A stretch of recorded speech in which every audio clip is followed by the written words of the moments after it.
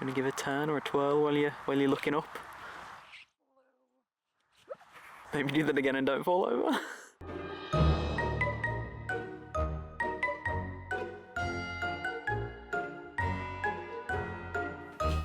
Well, today is a summer's day if I ever saw one. I'm already trying really hard not to make "at last I see the light" jokes. I have been promising to do another live action Disney princess for a while now, and I am very excited to finally be getting on with it. This project is technically going to be a two-parter because I have also decided to make another tiara for this particular Disney princess. I have sourced all of my materials, although I might need to do a thread run at some point because I never remember to buy that. And as previously mentioned, I have also acquired a wig, which I really love, but I have already ruined it a little bit. It came pre-styled and I've already knocked a bit of it out. I'm hoping I can cover it with flowers. Let's discuss our live action design. The biggest thing I love about Disney's version of Rapunzel is how much detail they put into showing that she makes her own dresses. When you look at it closely, you can see just how messy the embroidery is, and I have always loved that as someone who sucks at embroidery. So I'm definitely going to be bringing that idea over to my design as well. As you know from my previous live action Disney princess, I really like leaning into the historically inspired side of things. Once again, I would like to emphasize inspired. People mostly agree that Tangled is set somewhere between the 1780s and 1790s. This is where I focused a lot of my design research. Starting with the base, the chemise is very much inspired by the chemise à la reine. I don't know if I'm saying that right. À la reine. À la reine? I don't speak French. Primarily because during my research, I came across this specific painting, and one, it's a beautiful dress. Two, those sleeves are so Rapunzel coded that I really just had to try and make them, even though I'm equally absolutely dreading trying to make those. We then have a pair of stays.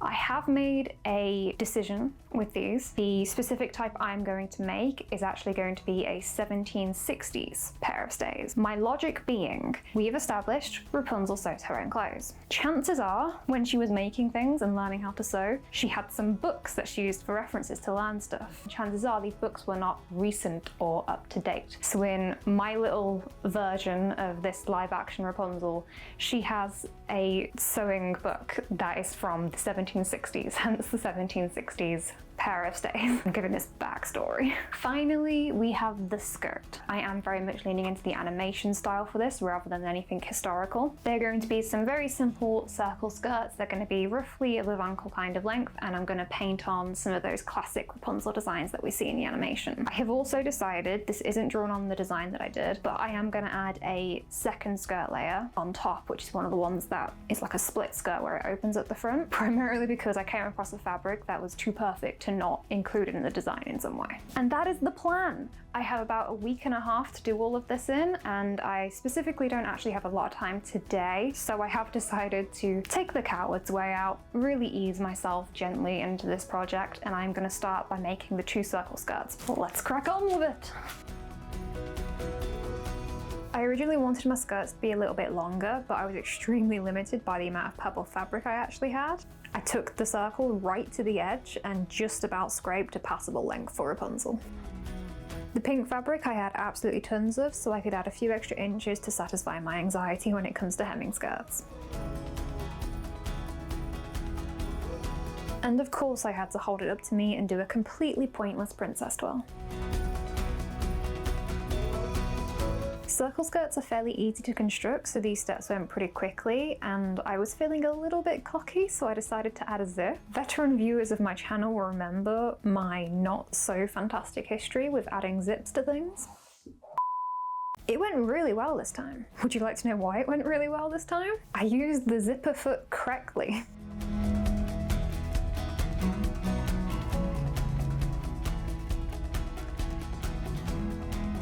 As the purple skirt is going to be open, it didn't require any construction other than the waistband, so before adding that, I very carefully pinned on some fancy bias tape to the edges. I originally bought this bias tape for the stays, but I thought it'd suit the skirt far better.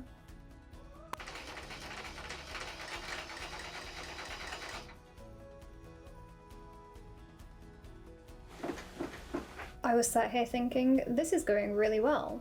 And then the machine got stuck, and then I looked underneath, and turns out it's not going so well.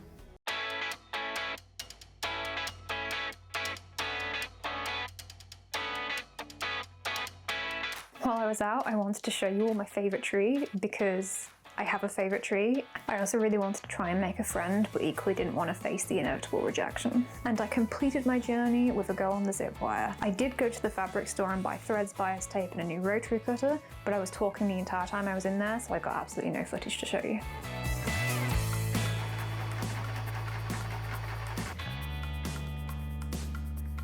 Finally, I put the waistband on and decided to give it a front closure as it made the most sense considering the front of the skirt is open anyway.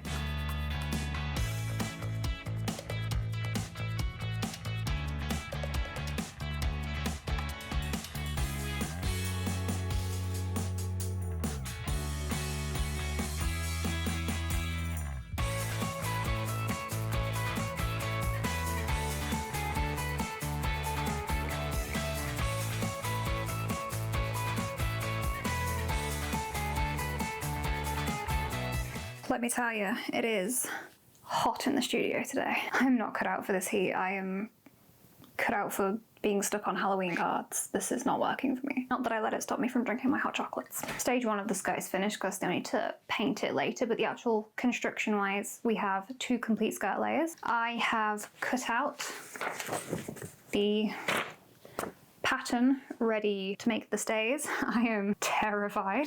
The pattern came in small, medium and large, but then it also provided instructions on how to adjust the pattern if your sizing was slightly off. I printed off the medium and the waist I think will be fine.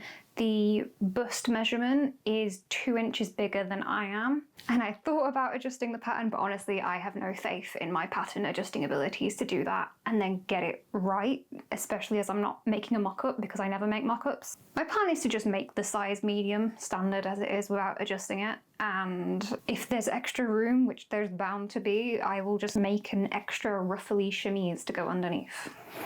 It's really hot in here, so I've had to open the window, which I feel really self-conscious about, so I'm going to be talking in hushed tones. This is my primary stays fabric. It's possible I've been in slight denial about this. When I ordered it, they only had 0.7 meters in stock, and I'm supposed to need a meter of it. Kind of just gone with the, I'm sure that'll do, but I don't actually know if it will or not, but it's the perfect fabric and it's exactly what I want. In all honesty, if I don't have enough, I will have to put this project on pause until I find more and just start making something else, which I really won't be happy about. I'm starting to feel like maybe I should iron this. Oh, when we got, I'm gonna iron it. Be back.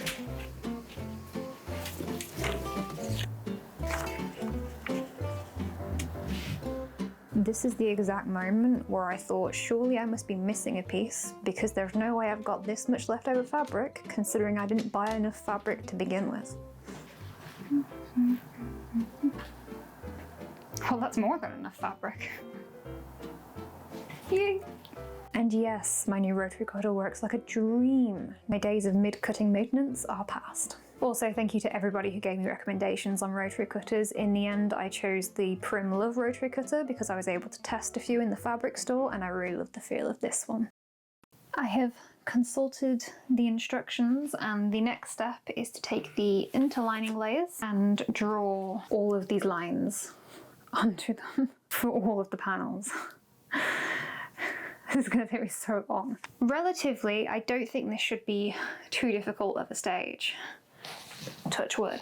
I think the main hard part comes in when I need to join all of these together. My guess is there's 8 panels altogether, some aren't too big.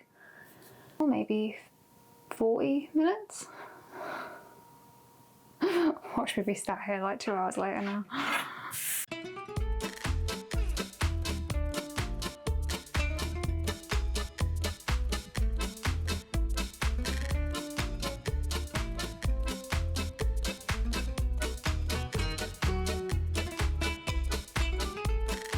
First one complete. I apologise for the audio, my mic died whilst I was doing that. I did have to redraw the channels that were already printed. Turns out the boning that I have is a millimetre thicker than the channel on the printed pattern.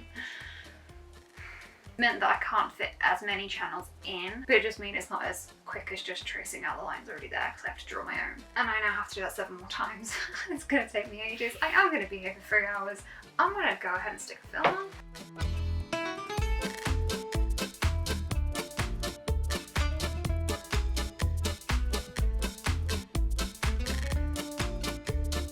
I am not amused. Drawing on all of those lines took me the entire day. I can't believe I guessed 40 minutes. Well, as ridiculous as that was, there's no point crying over spilled time. I'm gonna be spending today stitching in the lines that I spent so very long drawing, and then we'll be moving on to actually assembling all the panels. And I'm really hoping this will be an efficient, quick process and that I actually have good focus and good fortune. I'm actually really excited to make this. I think it's gonna look really cool. I'm very aware that I don't have that long left on this project, and I still have a fairly complicated chemise with absolutely no instructions or help to try and make as well. So I want to leave myself enough time to at least pull that off somewhat well. I have already made a start on some of them and it's going reasonably well. They might not be the neatest things in the world, but I think they look pretty cool. In case anybody was wondering, yes, I do have permanent anxiety that the boning will not fit into any of these channels. If that were to hypothetically happen, touch wood, I'm just going to order new thinner boning because I'm not doing this again.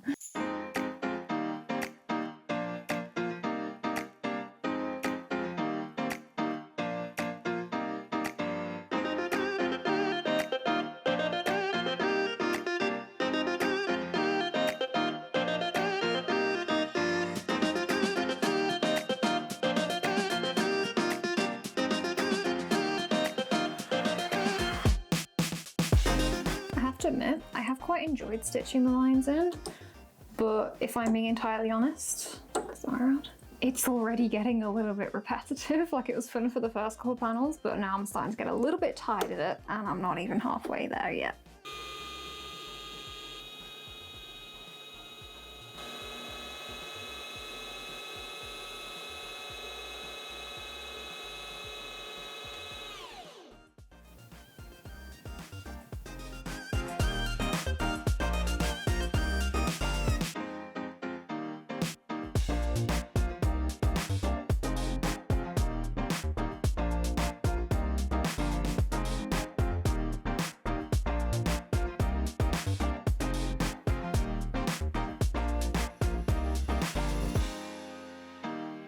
I have been racing to get this stitching done, just in case I had to run to the shop to buy thread. Luckily I don't. I've managed to pull it all off and I'm very relieved about that fact. Next stages. Technically, following the instructions, the next stage is the boning, but I'm gonna skip that for now. I have decided to assemble the lining next because I kind of want a dry run of how to assemble this thing before doing it on the actual pieces. Plus, I'm actually not looking forward to cutting out all of the boning, so I'm putting it off a little bit. Oh, what am I doing? Starting at the back and side back. Oh, that's what it's on about. That was so complicated. See, this is exactly why I wanted a dry run. I assembled the full lining, but I made so many mistakes. It was the back pieces. They are not easy to get together, especially when you do it wrong so many times that your fabric is getting thinner and thinner from the amount of times you've unpicked it and started again. I got there eventually.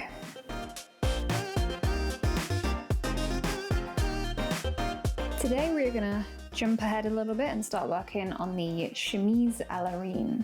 À la reine, I still don't know how to pronounce it. Have done some vague, quick 5-minute Googling, and from what I understand, it is just 4 rectangles. One for the front, one for the back, and then one for each sleeve. For me, the main thing that I definitely want to be able to put in there, see that painting that I mentioned, love the sleeve on it. I don't want to do the full length, I just want to do the top half of it with the stripes of satin ribbon coming down on it because I think that looks gorgeous. I really don't think this will take too long, or it will actually take ages, but a lot of it will just be like the same task. So video-wise, this is probably going to be a very brief portion, even if it takes me a lifetime.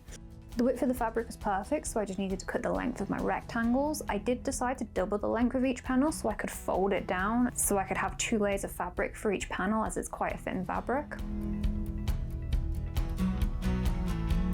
Afterwards, I watched Morgan Donner's Chemise à la Rainbow video and decided to adopt their technique for the sleeves, so I added a little extra shape to them. I then wasted a whole bunch of time pinning the channels on, only to later take them off because I needed to put the ribbon on first. For the main dress panels, I pinned on 2 drawstring channels at a height that would sit at my waist.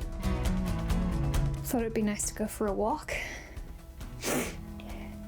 It rained. I can't take my ideal walk.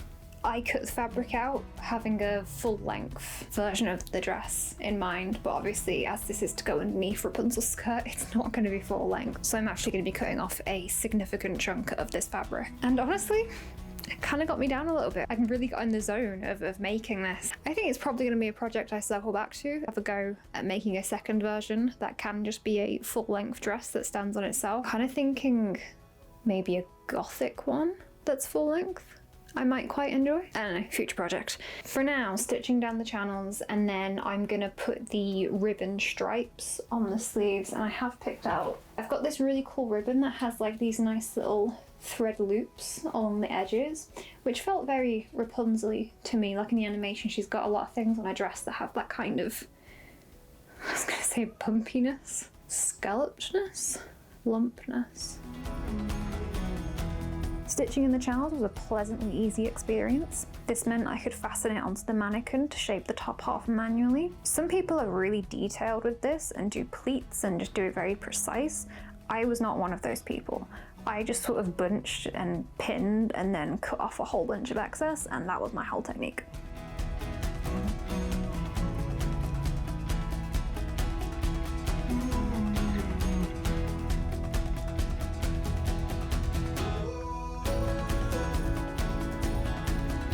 For the sleeves, I added the ribbon stripes to create the look from the painting that I loved. Pinning them was absolutely fine. Stitching them on the other hand was the messiest thing I have ever done, but luckily you really cannot tell unless you put your eyeball against it, so it's fine. I spent the evening doing a lot of deconstruction for the sleeves and threaded the drawstrings through them in bed. I had my doubts, but I was actually pretty excited with how these were starting to look.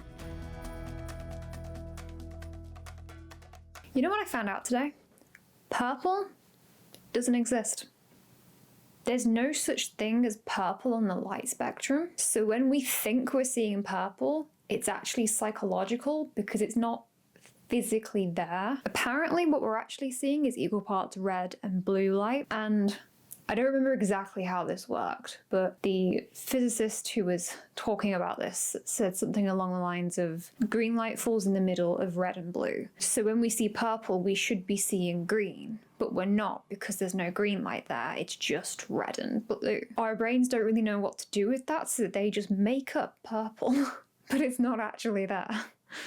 Which is bizarre. I love physics. It always gives you like minor existential crises whenever you learn something new about it. Anyway, I have been slaving away for the past 2 days to make this. I'm actually really happy with it, but it has been completely exhausting. The only thing I have left to do is to actually sew on these ruffles because that's just pinned in place, but I am too tired to go near it again. So instead, I'm going to work on the stays for a bit. This is where we left them off, so I didn't particularly get very far. All of the boning is now in them, so I can move on to assembling. I'm going to put all the panels together and then I'm going to attach the lining at either end of the stays, but not attach the top and bottom with the bias tape yet, because before I completely enclose the lining, I want to do some embroidery on the front. In other news, it is with a very heavy heart that I think I'm gonna have to say I do not have time to paint the skirt, and I am gutted about that. I think it's gonna be really cool and I'm definitely gonna paint it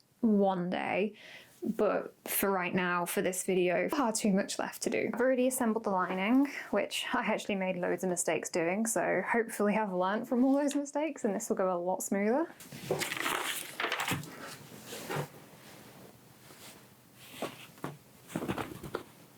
There's an entire panel without boning. Why? No! It's just the one, but still, that's irritating. Sew that on without boning and then I'll add them in afterwards, because I don't want to stop and get that out now. Just for the record, these pieces that I messed up so many times when I was doing the lining, I really hope I don't get it wrong again. It certainly wasn't done perfectly, but I technically didn't get it wrong, so I will take the win. The rest of the panels went together quite easily, thank God.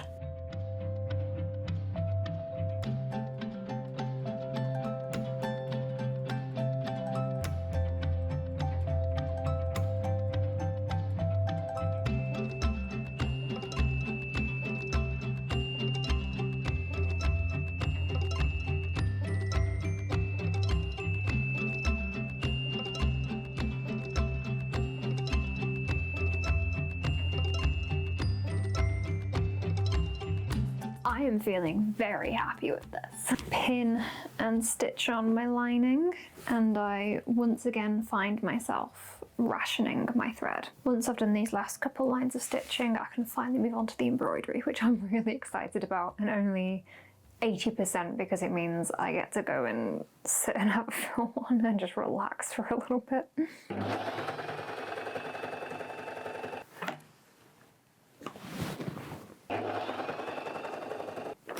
I made the last 2 boning channels ridiculously slim, and I spent 20 minutes at the iron gently steaming each of the channels and then just edging the boning in like a millimeter at a time because it was such a tight fit. But I got there in the end and I only have mild hand cramp. Finally time to start the embroidery.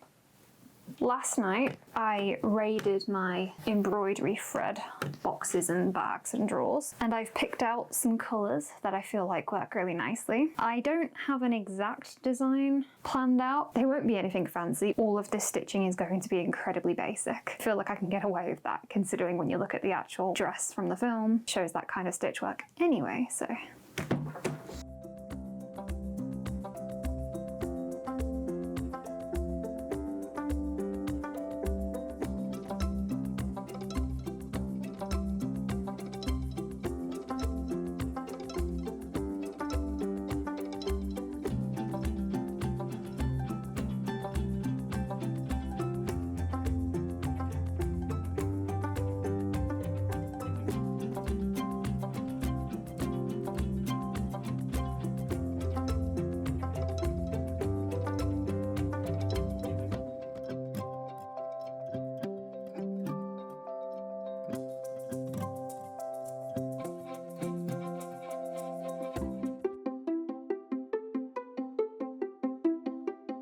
Day 8 was the definition of a bits and bobs day. I spent it finishing everything I was putting off, starting with completing the bias tape on the stays. I ran out of my other ones, so I had to do the top in the same one as the skirt, but it worked, so let's just say it was a design choice.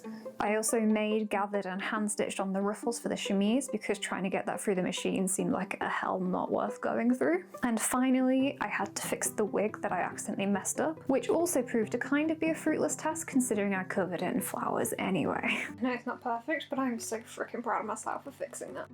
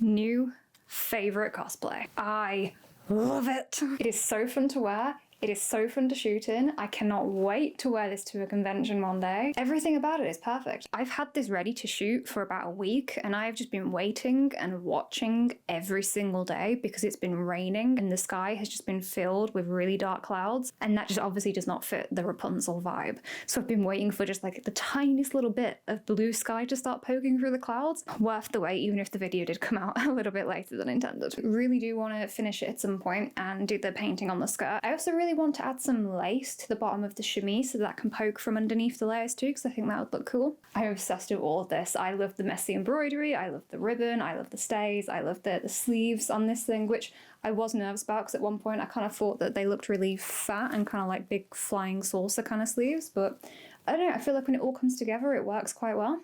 I am so freaking happy with this thing. It is somewhat warm and I'm very hungry, so I'm kind of looking forward to taking it off. And in other exciting news, the last of my glass stones has finally arrived, which means I can officially start my tiara to go with my Rapunzel cosplay. I'm very excited to make it. I'm really excited about the design. I did not design it, Dan did, because I kind of just said, I want to do something with this kind of feeling, and I sent him this Napoleon tiara that I was like, I feel like this fits the vibe, and then he just ran with it and came up with this design. I'm like, yeah, that's perfect. I don't need to bother. So I'm going to be attempting to make that. Emphasis on attempting because I think it's actually going to be really difficult, arguably my most difficult tiara make to date. Thank you so much for watching along. I really hope you enjoyed this video. Feel free to subscribe if you want to see some more of my projects, including my upcoming Rapunzel tiara.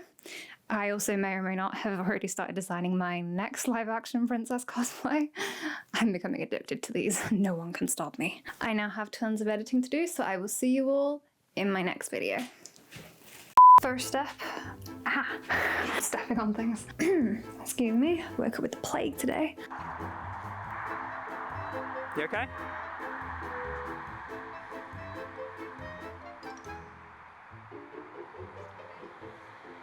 Is that a wrenching of the wig or have you just gone dizzy?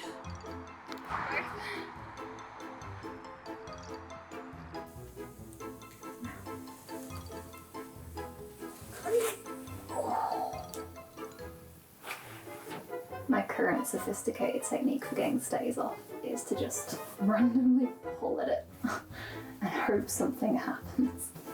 And if all else fails, call Dan for help.